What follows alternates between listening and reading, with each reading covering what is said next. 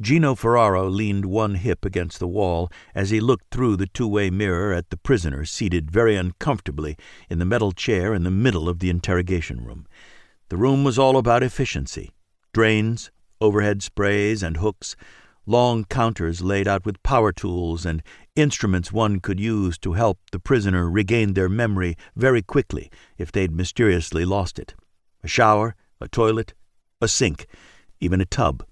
Just about anything one needed for a successful interrogation if one was serious. He was very serious.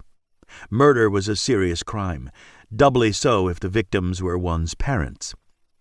"Something's wrong, Stefano. I can feel it," he said, never once taking his gaze from the prisoner.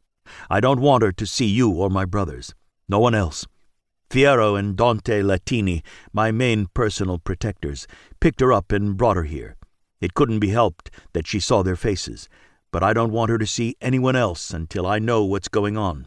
I sent for you because I need someone I can trust implicitly to help me figure this out." Geno had been head of the Ferraro family in New York for years.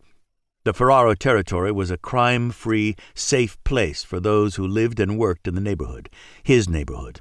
He knew every shop owner, every resident. This was his community, and he was responsible for it. He took that responsibility very seriously. Ferraro territory started right on the edge of Little Italy and ran out all the way west through Tribeca to the Hudson River. "I don't just know every one of the businesses and those living in my territory, Stefano. I know most of those in Little Italy. They know me and my brothers and our famiglia. They know they can count on us if there's need. Mama was raised with her second cousins, Viola and Noemi. Both married and became nurses. When they retired, they went to work in their husbands' shops. Viola's husband, Marcel, had a hat store. Noemi's husband, Caio, had a very high-end watch shop." Stefano Ferraro regarded the prisoner with shrewd, assessing eyes. He ran the Ferraro territory in Chicago and had interrogated many prisoners under tough circumstances. He turned that piercing gaze from the prisoner to his cousin. "There have always been petty crimes, thefts, tourists getting pockets picked, I was told, but our family was never asked to help.